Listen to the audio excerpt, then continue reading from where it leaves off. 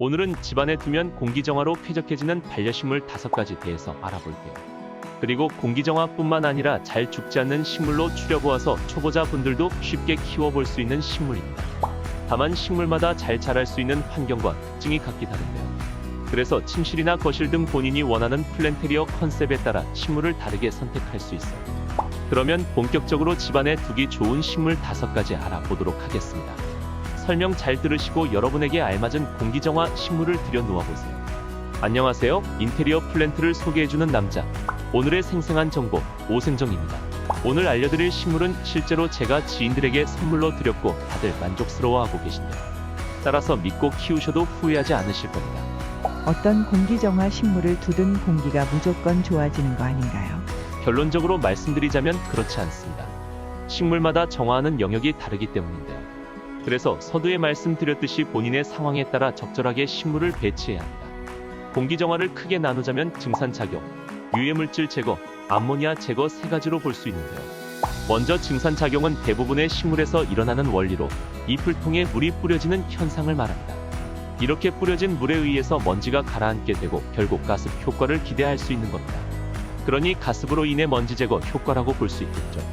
그 다음으로 유해물질 제거는 각종 포르말데히드, 벤젠, 일산화탄소 등을 제거하는 효과를 의미합니다. 공기 중에 떠다니는 유해물질이 잎에 붙어 식물의 양분으로 흡수되는 원리죠. 그리고 종류에 따라 자그무처럼 새집 증후군의 주범인 트리클로로에틸렌 제거에 특화된 식물도 있습니다. 마지막으로 암모니아 제거는 화장실에 두면 좋은 효과를 기대할 수 있는데 바로 냄새 제거에 탁월하기 때문입니다. 마찬가지로 암모니아는 식물의 잎에 달라붙어 양분으로 흡수되는데요. 이러한 과정을 통해 화장실에서 나는 악취가 제거되는 원리입니다. 이러한 원리에 해당되는 식물 종류는 이전 영상에서 확인하실 수 있어요. 그렇다면 그 외의 공기정화에 효과적인 식물을 본격적으로 알아보도록 하겠습니다. 첫 번째 알려드릴 식물은 바로 스노우 사파이어입니다. 언뜻 보면 소복한 사인 눈에서 바로 나온 듯한 잎의 모양이 상당히 매력적인데요. 화려한 외관뿐만 아니라 공기정화도 꽤 뛰어난 편입니다. 게다가 해를 직접적으로 쐬주지 않아도 간접 등을 통해 잘 자라서 음지 환경에서도 키우기 좋죠. 그리고 스노우 사파이어 꽃말은 행복과 부귀인데요. 이렇게 의미 있는 꽃말과 손이 덜 가는 관리법으로 인해 선물로 많이 주고받는 식물입니다. 아울러 화분뿐만 아니라 유리병에 넣어 수경재배로 키울 수 있습니다. 다음 공기정화 식물은 파키라입니다. 파키라는 식물이 살기에 척박한 환경인 멕시코에서 건너왔는데요. 이러한 환경에서 자라왔기 때문에 생명력이 강한 식물입니다. 다만 파키라는 직사광에 약한 편이라 해를 직접 받으면 잎끝이 타버립니다. 따라서 20에서 25도 정도 적절한 온도를 유지하며 반음지 실내 환경에서 키우는 게 좋습니다. 그리고 파키라는 실제로 농촌진흥청에서 미세먼지 제거가 탁월하다는 연구 결과가 나왔는데요. 초미세먼지 나쁨 농도를 제거하는 과정을 연구했는데 여러 식물 중 파키라가 1등을 차지했다고 합니다. 세 번째 공기정화 식물은 테이블야자입니다. 보통 책상 위에 두고 키우기 때문에 붙여진 이름인데 그만큼 느리게 성장하는 식물입니다. 여느 관엽식물과 마찬가지로 테이블야자는 뜨겁게 내리쬐는 햇빛에 약한 편인데요. 직사광에 그대로 노출되면 잎이 타버리기 때문에 주의해야 합니다. 테이블야자는 스노우 사파이어와 마찬가지로 수경재배로 키울 수 있는데요. 보통 2m까지 느리게 성장하는 편이라 깊은 화병에 두고 수경재배로 키우는 방법도 있습니다. 그리고 이따금씩 분명 직사광에 노출하지 않도록 조심했는데 잎끝이 갈색으로 변할 때가 있는데요. 테이블야자는 과습에 취약하기 때문에 혹시 물을 너무 많이 주지 않았나 점검할 필요가 있습니다. 아울러 테이블야자는 미국 나사에서 선정한 공기정화 식물 중 21위에 올랐는데요.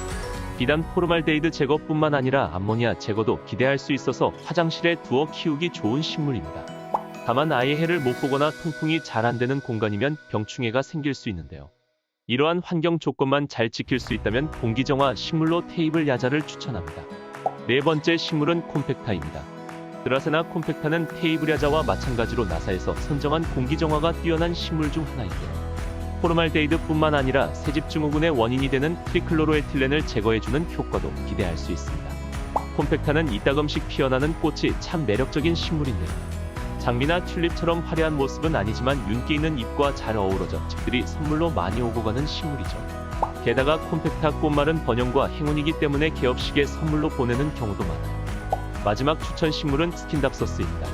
일전에 초보자를 위한 식물로 추천할 정도로 많이 언급되는 식물인데요. 그도 그럴 것이 볕이 잘 들지 않는 환경에서도 잘 자라고 물을 깜빡하고 못 주는 경우가 덜어 발생해도 잘 버티기 때문입니다.